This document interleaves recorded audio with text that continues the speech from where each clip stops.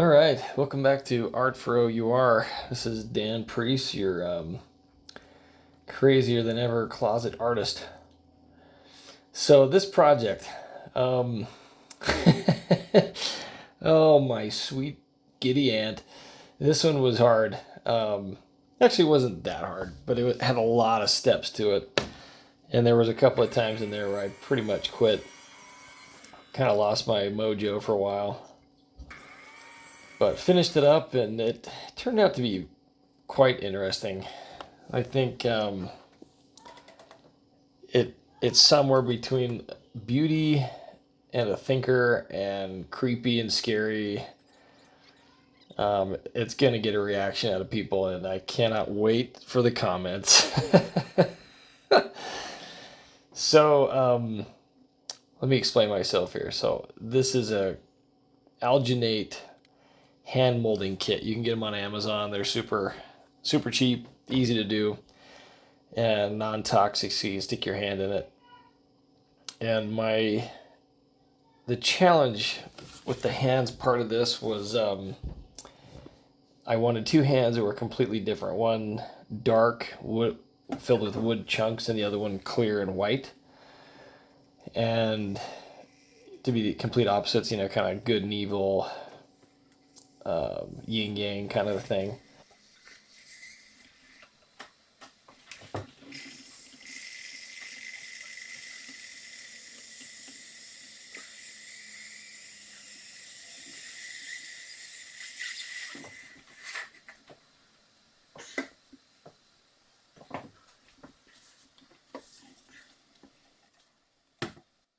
Whew. And so I realized that I couldn't do them at the same time. Otherwise, the resin and different things would spill into the other one, and I didn't want that. And so, because I had to do one at a time, I needed something to hold on to, and I wanted it to be as realistic as possible. So I had to start out and make three hands instead of two. So I had a plaster one. That took all of my strength to get out of there. There's just so much suction.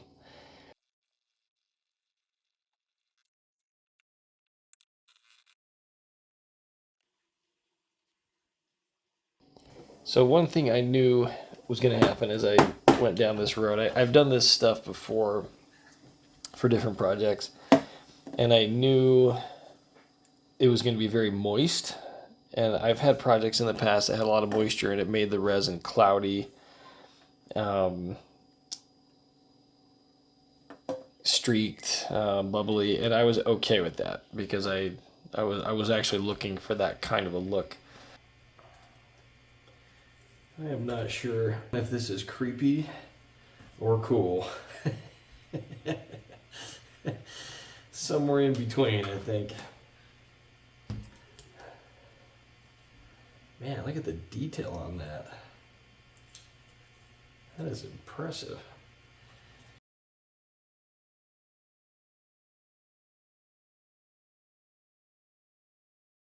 You can see my fingerprints almost.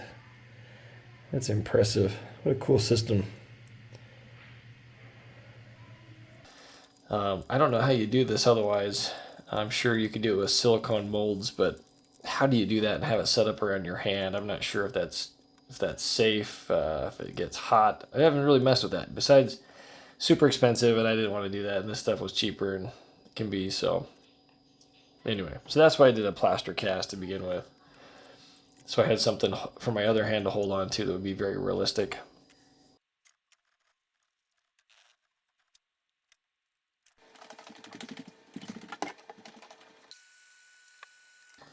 I gotta tell you, the detail on this was incredible. You could see my hair follicles, my skin lines, fingerprints. It was pretty impressive and almost creepy. My kids wouldn't come near it. It's like a severed hand.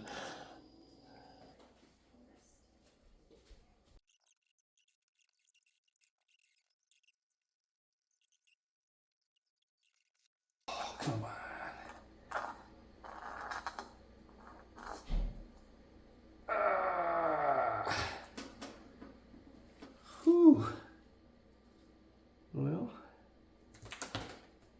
how cleanly that went. So anyway, once I had a good plaster mold of my hand, my wrist, so I could hold on to it, went to the next stage, redid the the alginate molding, held onto my own hand so it would be realistic.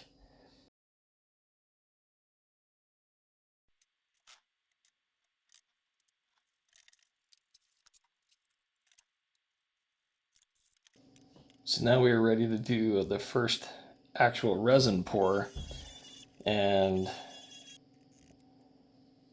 I wanted this one to be a wooded, dark look. Not necessarily evil looking, but just kind of earthy, terrestrial looking thing. And it did not disappoint. It came out really cool looking. A little too cool. A little creepy. I never have this many mixed feelings about my projects, but this thing it took on a life of its own. Pressure pot is critical to get rid of the small bubbles.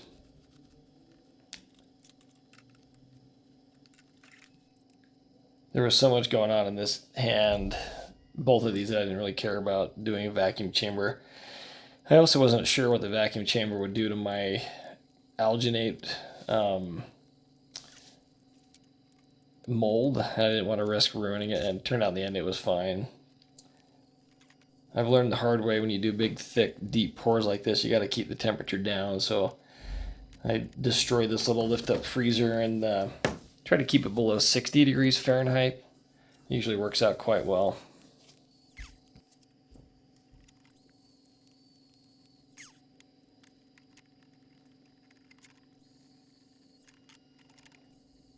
Nice thing about the alginate is it came off super easy. And the plaster wasn't too bad either. That stuff's pretty brittle. I use that in my job all the time, and it's easy to manage.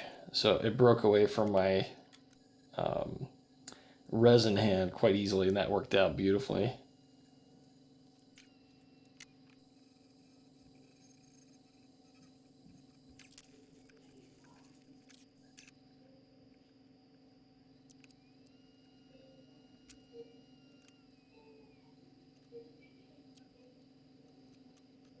I had to decide how finished I was going to make this thing, how realistic I wanted to make it. And in the end, partly because of lack of skill, and I just found that being too realistic was really creepy, that I wanted it to be a little rough looking. So I actually did that on purpose. And so my concern here was, if I stick my hand in there against a really rigid other hand that's holding on to mine, can I get my arm out from the alginate mold? Turned out fine in the end, but oh my gosh, it was a little scary.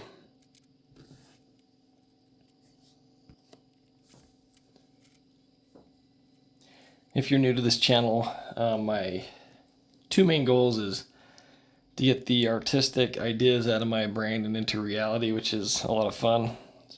I was going to say cheap therapy, but that's a lie. I am way too far into these tools and gadgets and gizmos, but it is therapy, and it's good to create and get my brain off of work and everything else in the world. Second huge reason is to raise money for Operation Underground Railroad.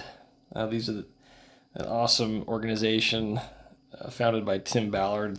They fund the fight against child trafficking in the United States and actually assist with sting operations in third world countries. They have offices all over the world. They've really grown. They've got a huge budget, and they do a lot of good. I think the recent count was they've saved about 7,000 kids.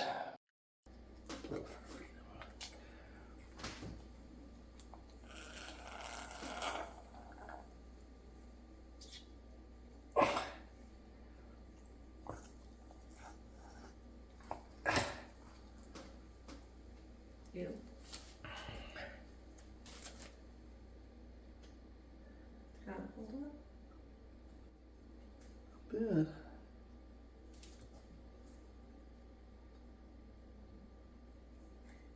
you were able to get out. Too. I practiced 100 times. I was like, all right, there's a specific motion.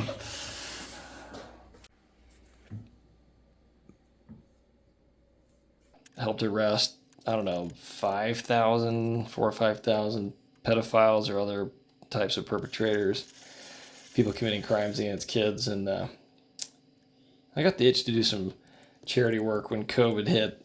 Our clinic had shut down a little bit and I was bored to death, and this was just a natural fit to what I was kind of into at the time, and I've really enjoyed having a reason for my artistic expression, and it's been a pleasure to grow and learn, and it's amazing that people support what I'm doing and buy my projects.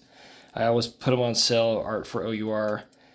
First 2 or 3 weeks after a video comes out, they'll always be, or usually I should say, be auctioned. So if you look on the artforour.org website, you'll see current auctions, live auctions. And that'll run for a few weeks. If it sells, it's gone. If it doesn't sell, I'll list under my name in Art for O.U.R, where we've got, I don't know, 100 plus artists of different skill levels and many different types of mediums that have donated stuff to help fight this child trafficking problem we got in the world. So your help is greatly appreciated. There's always something you can do, from shopping on Amazon through our link, to making a purchase, to donating things, to buying a t-shirt or a hat, or just spreading the word. Just watching these videos helps us generate money. Anything you see with my name on it, 100% of the profit goes to Operation Underground Railroad. That's not always true with all of our artists. Some of them need to recoup costs of what they're doing, which I totally understand, but we try to donate as much as we possibly can. As I was editing this, I had kind of forgotten how many steps it took to get here. You know, you just kind of start working on the next stage and the next stage. This was the most involved project ever. I don't know, this is a lot of pours, a lot of stages. Very interesting to learn how to use the alginate molding though. This is a chunk of willow wood. I've mentioned it before. We had a massive, massive weeping willow tree die in our yard when we bought our property years ago. And I have been using that forever. It's the gift that keeps on giving. Huge thank you to my sponsor, Total Boat.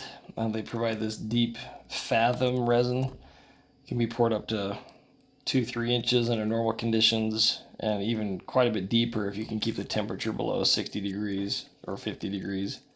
It takes a few days to set up. Most of the bubbles work their way out. If you don't, use a pressure pot, but I always recommend both vacuum chamber and pressure pot.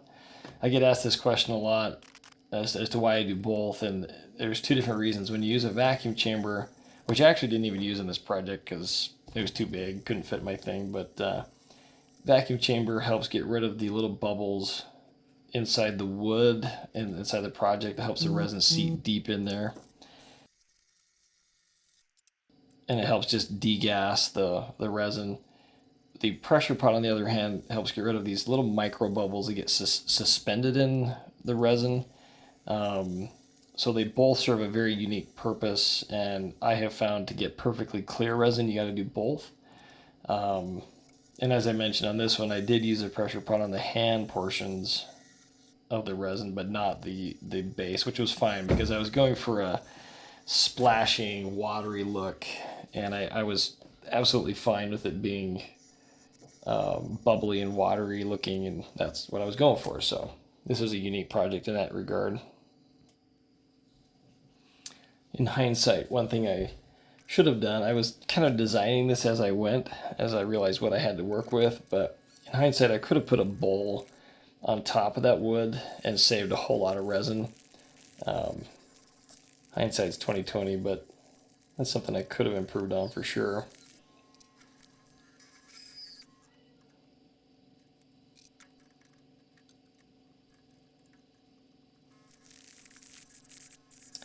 I didn't mention it at the very beginning. I don't know how I missed this. At the very beginning of the video, you saw a video of a hand coming down through the water and grasping another hand. This is a painting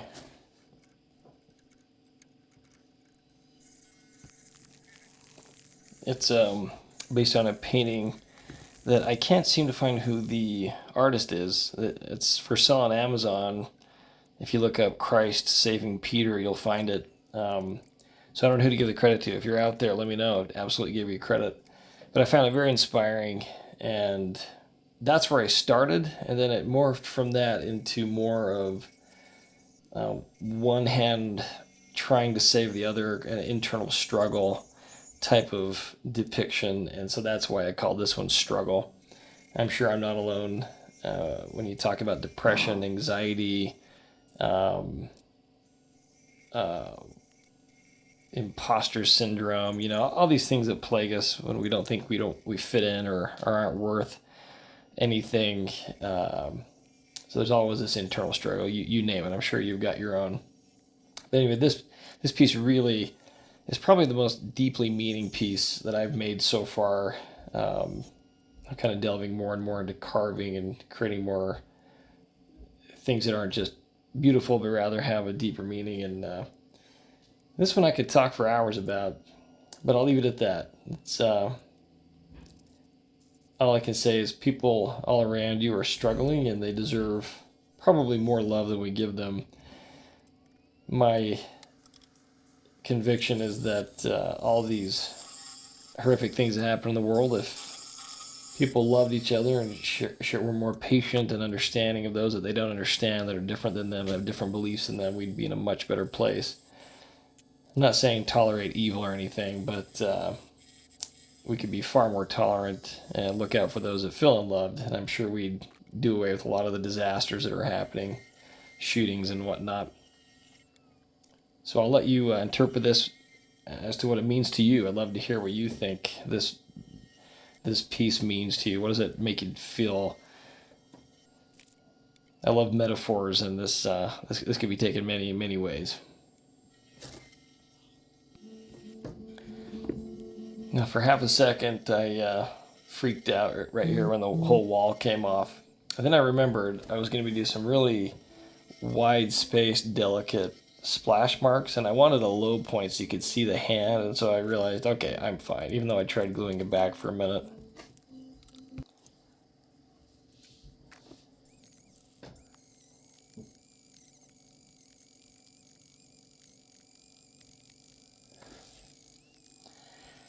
One thing I was kind of planning on that worked out really nicely was that the wood piece wasn't very round to begin with, which meant the fringe of the upper edges ended up having resin on it.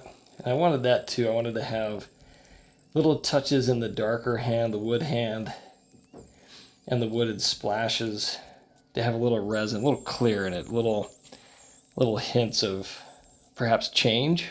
You might look at this as the evil side of one's soul changing to the better.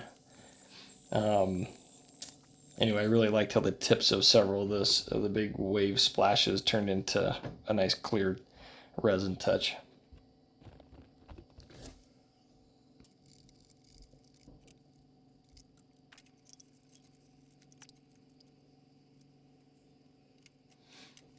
I'm quite new to the carving world, and I was looking all over for carving stands, different things I could use to secure my piece.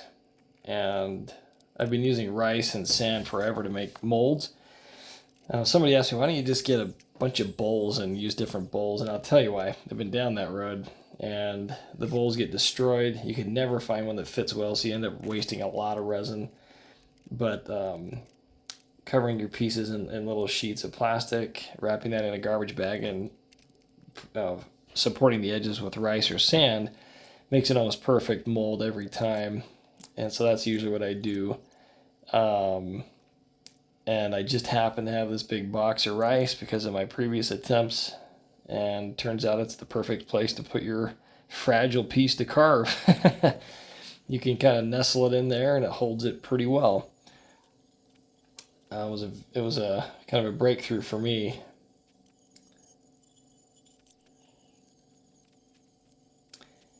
I've mentioned this before, but Arbortech is the absolute king of power carving. Love those guys.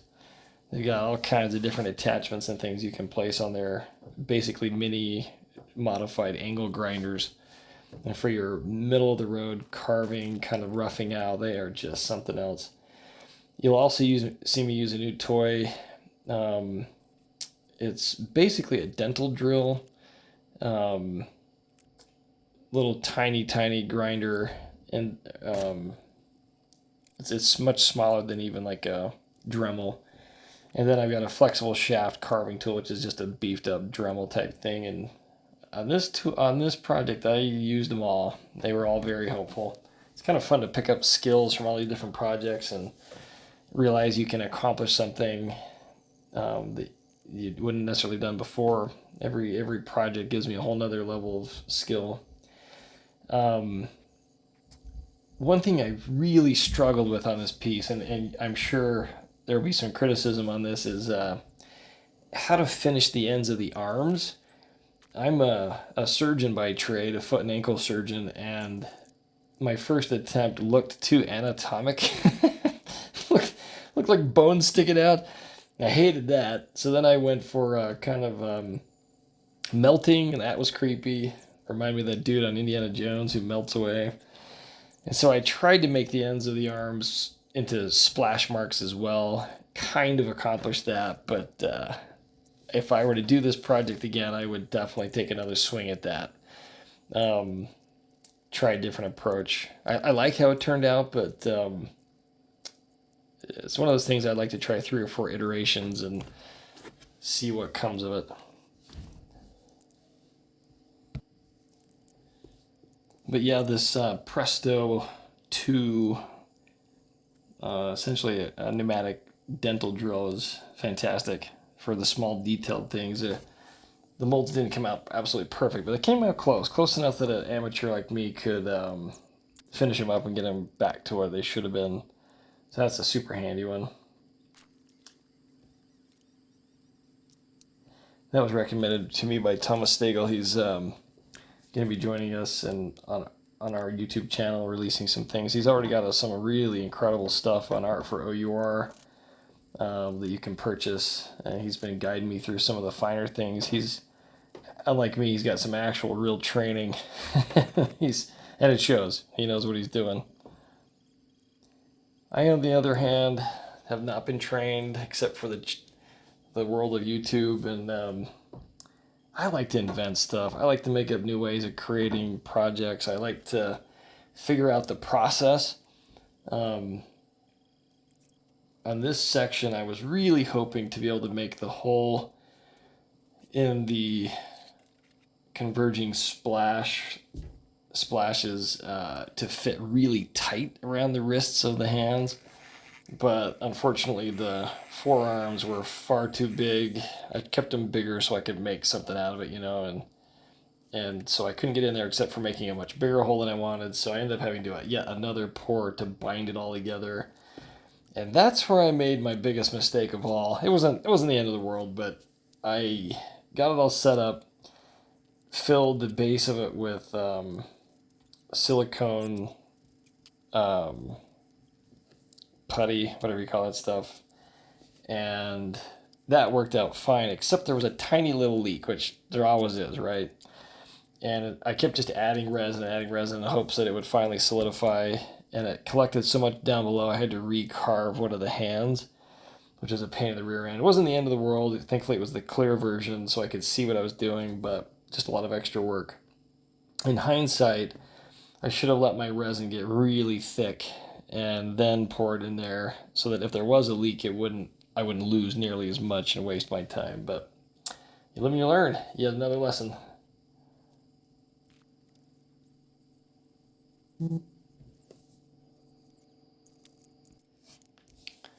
Anyway, that was silicone caulk I put in there.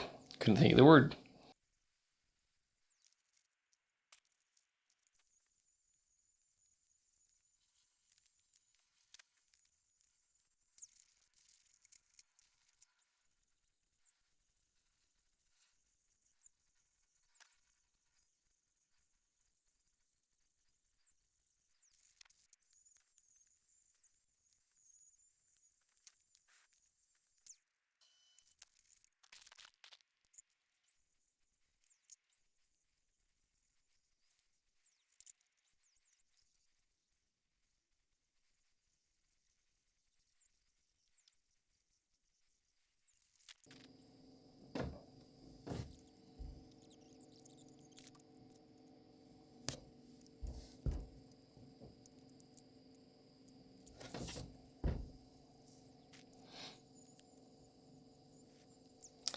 The extracting the silicone was surprisingly hard.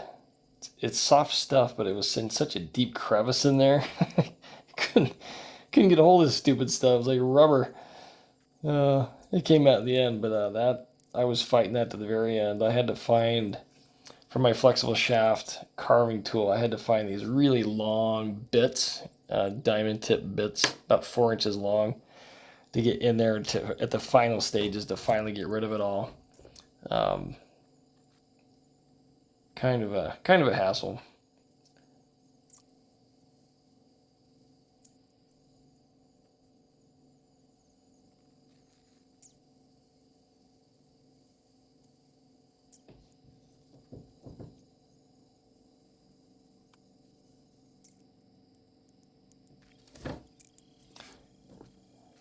Another mistake I made is when I was turning the piece, I was a little too aggressive on the resin. I don't mind chipping away at it till I get down to where I want, but you may have noticed I was having a hard time with symmetry because they weren't exactly the same on both sides. And I realized I'd gone too far on the inside, leaving it pretty weak. So when I shaped the outside, some of those cracks were all the way through, but should have left a little thinner, a little thicker, excuse me, before I got down to the inner shaping. I've never done a project like this, so there was a lot of learning as I went.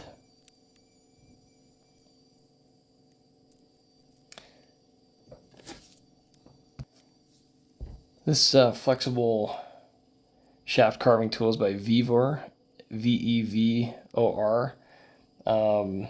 I used to have a wheel chair version, and just working on the chuck was challenging. I don't know, it jammed a lot. It wasn't as powerful. This guy, I put this one through its paces, and I changed the bit out a million times, and it was beautiful. I'd buy it again. Vevor, great stuff. Got it on Amazon. Ran it for a long period of time. Didn't overheat. It's high quality. Well done.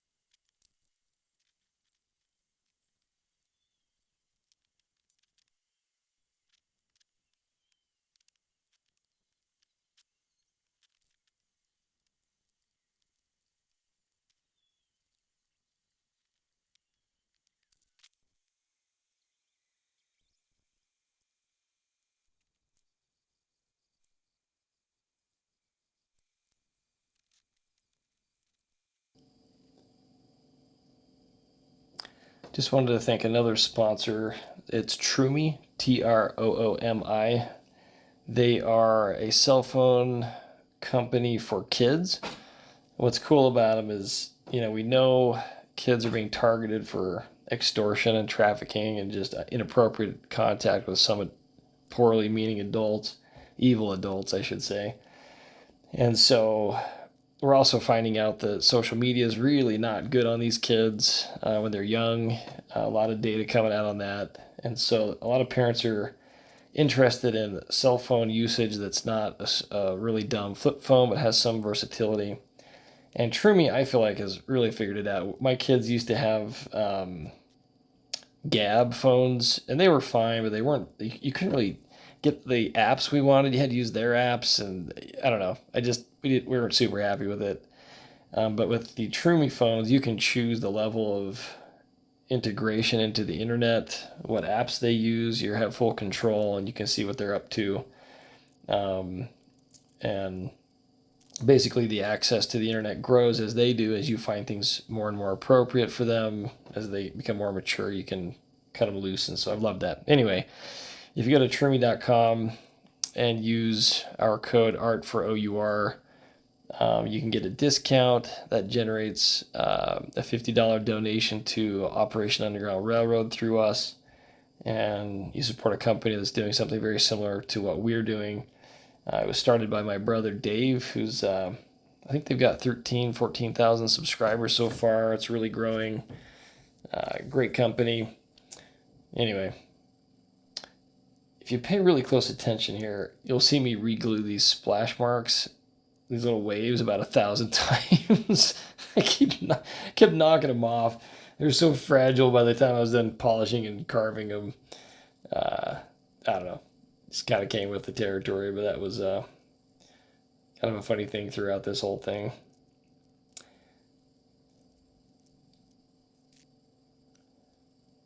Anyway, thank you for your support. I'm going to leave you to it, throw some music at you. Hope you have a great week. We'll see you over at Art for O.U.R, and appreciate your support. If you're a YouTuber or thinking about it, and you do wood turning, wood carving, we would love to work with you and release your work on our channel to help build our channel and get the algorithm more interested in our channel. Just contact me at artforour.org. Contact information's all there. Have a great one, you guys. See you on the next project.